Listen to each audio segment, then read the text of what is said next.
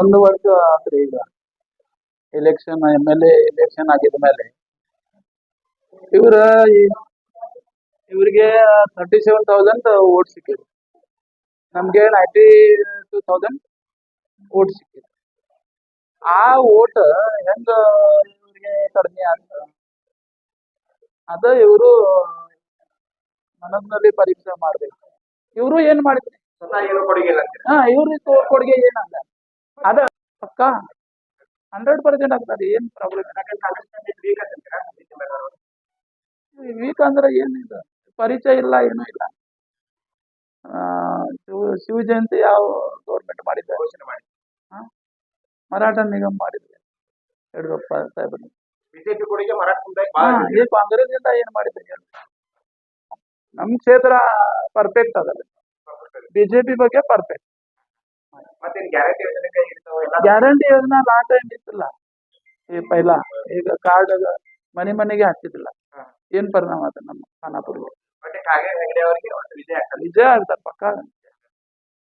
ಮೋದಿ ಸಾಹೇಬ್ಗೆ ನೋಡಿ ಓಟ್ ಹಾಕ್ತಾರೆ. ಲೋಕಸಭಾ ಕ್ಷೇತ್ರದಲ್ಲಿ ಭಟ್ಕಳ, ಕುಮಟಾ, ಹೊನ್ನಾವರ, ಕಾರವಾರ, ಶಿರ್ಸಿ, ಸಿದ್ದಾಪುರ, ಹಲ್ಯಾಳ, ಜೊಯ್ಡಾ, ಖಾನಾಪುರ ಮತ್ತು ಕಿತ್ತೂರು ಈ ಎಲ್ಲಾ ಕ್ಷೇತ್ರದಲ್ಲಿ ಕಳೆದ ಬಾರಿ 4-5 ಸರಿ ಭಾರತೀಯ ಜನತಾ ಪಕ್ಷದ ಹೆಚ್ಚು ಓಟ್ ಬರುವಂತ ಆಗಿದೆ ಮತ್ತು ಲೀಡ್ ಸಂಕಟ ಆಗಿದೆ. ಈ ಸಲ ವಿಶ್ವೇಶ್ವರ ಹೆಗಡೆ ಕಾಗೇರಿ ಕ್ಯಾಂಡಿಡೇಟ್ ಬದಲಾದ್ರೂ ಸಹಿತ ಯಾವುದೇ ತರ ಬದಲಾವಣೆ ಆವಾಗ ಈಗ ಸಹಿತ ಇದೆ, ಯಾವುದೇ ಇಲ್ಲ. ಸಾಕಷ್ಟು ಕಾರವಾರ ಕ್ಷೇತ್ರದಲ್ಲಿ ನಾನು ಸಹಿತ ಅಡ್ಡಾಡಿದ್ದೆ. ಎಲ್ಲಾ ಬೆಂಬಲಿಗರು ಜೊತೆನ ಅದ. ಮುಂದಿನ ದಿನಮಾನದಾಗ ಸಹಿತ ಹೆಗಡೆ ಸಾಹೇಬರು ಸಹಿತ ಬರ್ಬೋದು. ಮತ್ತು ಅವರು ಯಾವತ್ತು ಭಾರತೀಯ ಜನತಾ ಪಕ್ಷ ನಿಷ್ಠಾವಂತ ಕಾರ್ಯಕರ್ತರು, ಯಾವತ್ತು ಬಿಜೆಪಿ ವಿರೋಧವಾಗಿ ಎಲ್ಲೂ ಹೇಳಿಕೆನೂ ಕೊಟ್ಟಿಲ್ಲ, ಕೊಡಂಗಿಲ್ಲ ಅನ್ನೋ ಭರವಸೆ ನಮಗಿದೆ. ಮತ್ತು ನಾವು ಸಂಬಂಧಪಟ್ಟ ಖಾನಾಪುರ ಕ್ಷೇತ್ರದಾಗ ಮೊದಲಿಂದ ಸಹಿತ NS ಜಿಲ್ಲೆ ಪ್ರಭಾವ ಇತ್ತು. ನಾನು NS ಶಾಸಕ ಅವಾಗಲೂ ಇದ್ದೆ.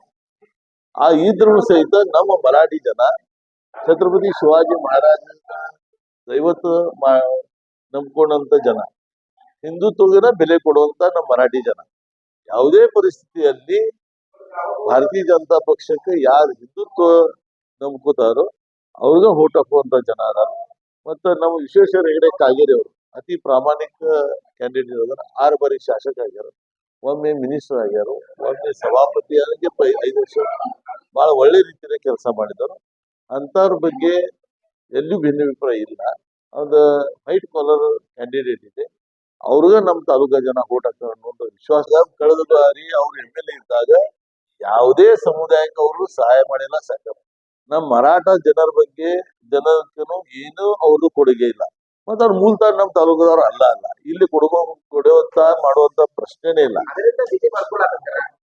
ಬಿಜೆಪಿ ಅವ್ರ ಕ್ಯಾಂಡಿಡೇಟ್ ಸಂಬಂಧ ನಮ್ ಬಿಜೆಪಿಗೆ ಏನೇನು ಸಂಬಂಧ ಇಲ್ಲ. ನಾವು ಬರೇ ಒನ್ ಮ್ಯಾನ್ ಶೋ. ನಮ್ ಹಿಂದುತ್ವ ಅದನ್ನ ಬಿಟ್ಟು ಬೇರೆ ನಮ್ ಕಡೆ ಯಾವುದೇ ಅಜೆಂಡಾ ಇಲ್ಲ. ಯಾಕಂದ್ರ ದೇಶದಲ್ಲಿ ಹಿಂದುತ್ವ ಉಳಿಬೇಕನ್ನುವಂತ ವಿಚಾರ ಮಾಡುವಂತ ಜನ ನಾವು. ಈಗ ನಿರ್ಬೇಕು ವಿಚಾರ ಮತ್ತೆ ಕೇಳಿದ್ ಬರೀ ನಮ್ಮಲ್ಲಿ ಏನ್ ಕೆಲಸ ಆಗಿಲ್ಲ, ಯಾವ ಅಭಿವೃದ್ಧಿನೂ ಆಗಿಲ್ಲ, ಯಾವುದೇ ತರ ಕೆಲಸ ನಮ್ಮ ತಾಲೂಕದಾಗ ಆಗಿಲ್ಲ. ಮತ್ತೆ ಅಲ್ಲಿ ಹೋಗಿ ಹೇಳ್ತಾ ಇದಾರ ಅವ್ರು, ಮರಾಠ ಜನ ನಮ್ಗೆಲ್ಲ ಜೊತೆ ಇದಾರೆ. ಇವ್ರ ಜೊತೆ ಯಾರ್ಯಾರು ಇಲ್ಲ. ಅದು ಕಾಂಗ್ರೆಸ್ ಅವ್ರು ತಿಳ್ಕೊಬೇಕಲ್ಲ. ಯಾಕಂದ್ರೆ ಮರಾಠ ಸಮಾಜಕ್ಕೆ ಇವ್ರು ಬೆಲೆ ಕೊಡ್ಬೇಕಾದ್ರೆ ನಮ್ ದೈವತ್ ಇದ್ದಂತ ಛತ್ರಪತಿ ಶಿವಾಜಿ ಮಹಾರಾಜ ಜಯಂತಿ ಪ್ರತಿ ತಾಲೂಕಾ ಪ್ರತಿ ಪಂಚಾಯತ್ ನಲ್ಲಿ ಗೌರ್ಮೆಂಟ್ ಆಚರಣೆ ಮಾಡುವಂತ ಯಾರು ಕೆಲಸ ಮಾಡಿದ್ರು ಬಿಜೆಪಿ. ಮತ್ತೆ ಅಭಿವೃದ್ಧಿ ನಿಗಮ ಏನ್ ಮಾಡಿದಾರು ಅದನ್ನ ಬಿಜೆಪಿ ಅವರು ಮಾಡಿದಾರೆ.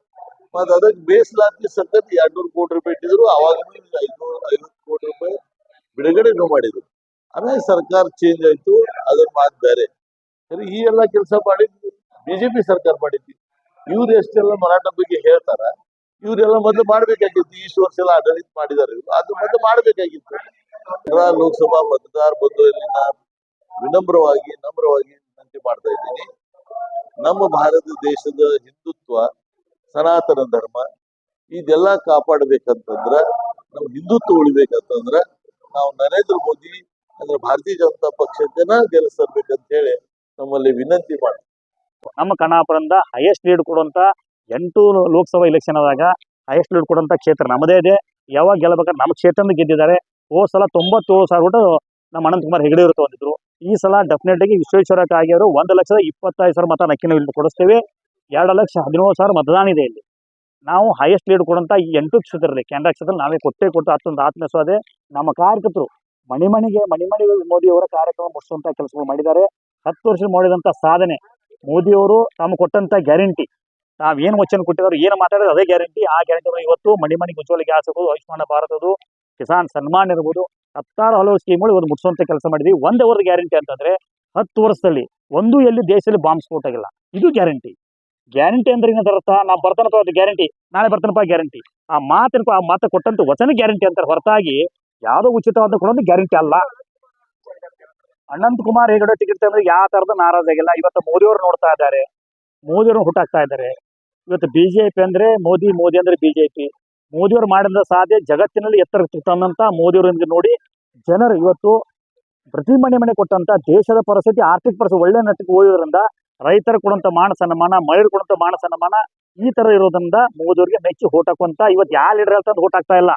ಇವತ್ತು ನಾನು ಹೇಳ್ತಾನಂತಂದ್ರೆ ನೀವು ಬೇರೆ ಹಾಕಕ್ ಸಾಧ್ಯ ಇಲ್ಲ. ಮೋದಿಯವ್ರಿಗೆ ಓಟ್ ಹಾಕ್ತಾರೆ.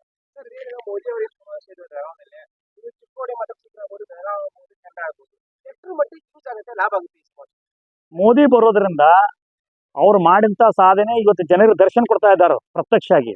ಇದು ಒಂದು ತರ ಒಂದು ಪಾಸಿಟಿವ್ ನಮ್ಮಲ್ಲಿ ಜನಕ್ಕೆ, ಮತದಾರರಿಗೆ. ಮೋದಿಯವ್ರು ನಮ್ಮಲ್ಲಿ ಬರ್ತಾರೆ, ಒಂದು ಜೋಶ್. ಅವ್ರು ಬರೋದು ಪ್ರತ್ಯಕ್ಷ ಅಂತ ಅವ್ರ ದರ್ಶನ ಆಗ್ತದೆ, ಅವ್ರ ಭಾಷಣ ಕೇಳ್ತಾರೆ. ಸೋಷಿಯಲ್ ಮೀಡಿಯಾಕ್ಕಿಂತ ಪ್ರತ್ಯಕ್ಷ ಅನ್ನೋದ್ರೆ ಇದು ನಮಗೆ ಮತದಾರಕ್ಕೆ 20-25% ಜಾಸ್ತಿ ಮತದಾರಾಗ್ತಾರೆ. ಬಿಜೆಪಿ ಅವರು ಮರಾಠ ಸಮುದಾಯ ಮಾಡೋರು ಇವತ್ತು ಯಾವುದೋ ಮರಾಠ ನಿಗಮ ಮಾಡಿದಂತ ಬಿಜೆಪಿ ಅವರೇ. ಛತ್ರಪತಿ ಶಿವಾಜಿ ಮಹಾರಾಜರ ಜಯಂತಿ ಮಾಡೋರು ಬಿಜೆಪಿ ಅವರೇ. ಇದಕ್ಕೆ ಬಿಜೆಪಿ ಬಹಳ ವಿಶ್ವಾಸ ಇದೆ. ನಮ್ಮ ಸಂಸ್ಕೃತಿ ಧರ್ಮ ಉಳಿಸಂತಾರೆ ಬಿಜೆಪಿ ಅವರೇ. ಅದಕ್ಕೆ ಇವತ್ತು ಯಾರೇ ಏನು ಹೇಳಿ ಇವತ್ತು ನಾ ಹಿಡ್ಕೊಂಡು ಬೇರೆ ಮಾತಾಡಿದ್ರೆ ಯಾವ ಹಾಕಕ್ ಸಾಧ್ಯ ಇಲ್ಲ. ಮೋದಿ ಹಾಕೋರು ಕಮಲ್ಗೆ ಹಾಕ್ತಾರೆ, ಇದು ಗ್ಯಾರಂಟಿ. ರಾಜ್ಯದಲ್ಲಿ 28ರಲ್ಲಿ 25 ಸೀಟ್ ನಾವು ಗೆಲ್ತೇವೆ. ಅಲಯನ್ಸ್ ಅಲ್ಲಿ 3 ಗೆಲ್ತೇವೆ. 28ಗೆ 28 ಗೆಲ್ತೇವೆ. ನಾನು ಪ್ರಮೋದ್ ಕೋಚೇರಿ, ಬಿಜೆಪಿ ಜಿಲ್ಲಾ ಉಪಾಧ್ಯಕ್ಷ. ಸುಮಾರು 30 ವರ್ಷದ ಸಂಘಟನೆಯಲ್ಲಿ ಕೆಲಸ ಮಾಡ್ತೇನೆ. ಸಾಮಾಜಿಕ ಕೆಲಸ ಮಾಡ್ತಾ ಇದ್ದೇನೆ. ಜನಪರದಂತ ಕೆಲಸಗಳೆಲ್ಲ ಮಾಡ್ತಾ ಇದ್ದೀವಿ. ಬರೀ ನಾವು ರಾಜಕೀಯ ಉಳ್ಕೊಂಡು ಮಾಡ್ತಾ ಇಲ್ಲ, ಸಮಾಜ ಶೋಷಣೆ ಅವ್ರ ಗುರುತಿಸಿ ಕೆಲಸ ಮಾಡ್ತಾ